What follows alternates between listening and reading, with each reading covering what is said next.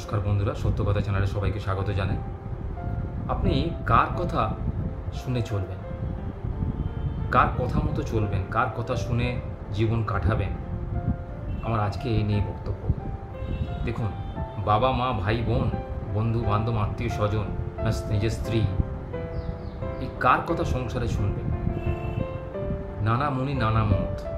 যে কোনো কাজ করতে গেলে আপনাকে বাড়ির লোকেরা বিভিন্ন রকম উপদেশ দেয়, বা কোনো গুরুত্বপূর্ণ কাজ করতে গেলে আপনার বন্ধুবান্ধব, আত্মীয় স্বজন আপনাকে অনেক জ্ঞান দেয়, তাই না?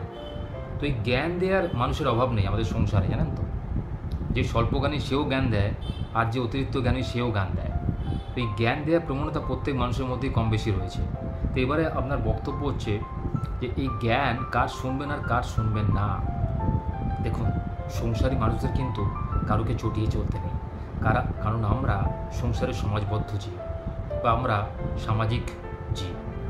প্রতিবেশীদেরও জ্ঞান মাঝে মাঝে শুনতে হয়, কিন্তু এখানে একটা প্রশ্ন, আপনি কথা সবার শুনবেন কিন্তু ডিসিশন নেবেন নিজে, সিদ্ধান্ত নেবেন নিজে। কারণ এই শক্তিটা কিন্তু ভগবান সবার মধ্যেই দিয়েছে, কোনো কিছু ভালো মন্দ বিচার শক্তি। এই বিচার শক্তি যার মধ্যে আছে জানবেন, সেই প্রকৃত মানুষ।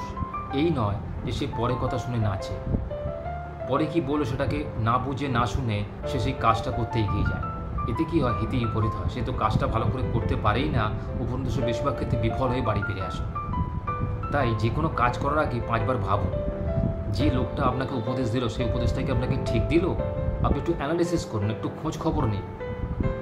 এই বিশেষ কারণে আপনি তার কাছে গেছিলেন, বা আপনার বিপদের কথা শুনে সে আপনাকে উপদেশ দিল, সে উপদেশটা কি আদৌ আপনার ভালোর জন্যে নাকি আপনার খারাপের জন্যে? বা আপনার বাড়িতে আপনার স্ত্রী আপনাকে যে কথাটা বলছে সেটা কি আপনার মন বুঝে বলছে নাকি ঠিকঠাক ভেবে চিন্তে বলছে? সব কিছু ক্ষেত্রে কিন্তু আপনাকে অ্যানালিসিস করতে হবে, কারণ অ্যানালিসিস পাওয়ার না থাকলে কিন্তু আপনি জীবনে প্রতি পদে পদে ঠকে যাবেন।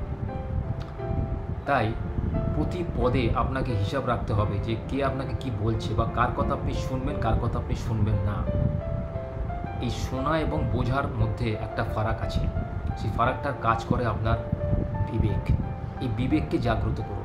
যে কোনো কাজ করার আগে বিবেককে প্রশ্ন করুন যে আপনাকে এইটা বললো সে কি আদৌ ঠিক বললো নাকি ভুল বললো। দেখবেন আপনার মধ্যে এই ঐশ্বরিক শক্তি আছে। আপনি যদি এটা বুঝতে শুরু করেন না, একটু অ্যানালিটিক পাওয়ার দিয়ে যদি ভাবেন, একটু গভীরভাবে চিন্তা করলে ভাবেন যে কোনো সমস্যার সমাধান করবেন কি করে, দেখবেন আপনার সামনে ঠিক রাস্তা বেরিয়ে আসবে। আর ভগবান জানবেন তাকেই সাহায্য করে যে নিজেকে নিজে সাহায্য করে। Self help is the best help. ভালো থাকুন, সুস্থ থাকুন।